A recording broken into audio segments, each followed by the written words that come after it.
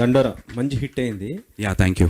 కానీ అప్పుడే శివాజీ కొద్దిగా ఒక కామెంట్తో కొంత ఇదైపోయాడు కదా. మీ సపోర్టు శివాజీకా లేకపోతే ఇటు దాన్ని వ్యతిరేకిస్తున్న అనసూయ లాంటి వాళ్ళకా? అలా ఏం లేదన్నా, నేను ఒకటైతే చెప్పాలనుకుంటున్నా. ఏదైతే కమెంట్స్ చేశారో శివాజీ గారు, ఆ కమెంట్స్ని ఆయనే ఇది తప్పు ఇలా మాట్లాడటం అని చెప్పి ఆయనే పబ్లిక్ అపాలజీస్ చేశారు.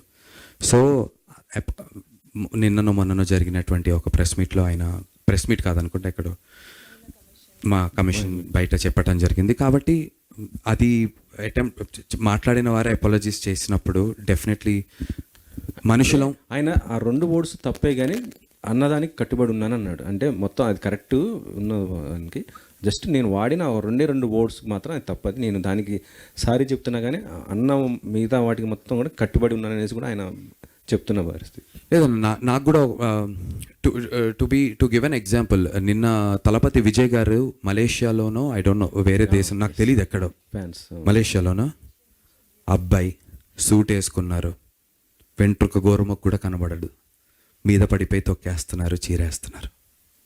సో నాకు తెలిసి మైండ్ సెట్ అనేది మనకి ఎడ్యుకేషన్ సిస్టమ్ నుంచి చిన్నప్పటి నుంచి మనకి పేట్రియాటిజం ఎలా అయితే దేశభక్తి గురించి చెప్తారో అన్న, ఆడవాళ్ళని ఎలా గౌరవించాలి అనేది కూడా నాకు తెలిసి చిన్నప్పటి నుంచి it should be a part of our curriculum, not just for the boys but also గర్ల్స్కి. ఇంకేదైనా విషయంలో నాకు తెలియదు అది ఏంటనేది, నాకున్నటువంటి దీనికైతే తెలియదు. బట్ ఇలాంటి విషయాలు ఏదో ఒక ప్రెస్ మీట్లోనో ఒక సెలబ్రిటీయో ఆర్ ఇంకొక సెలబ్రిటీయో వీళ్ళు ఒక ఒపీనియన్ చెప్పి వాళ్ళు ఒక ఒపీనియన్ చెప్పి దాని గురించి జరిగి ఒక డిస్కషన్ వారం రోజులు సోషల్ మీడియాలో హైప్ అయ్యి దాని కింద కమెంట్లు కొట్టుకొని సరదాగా టైంపాస్ కంటే కూడా it's a very serious thing that we all got to respect women.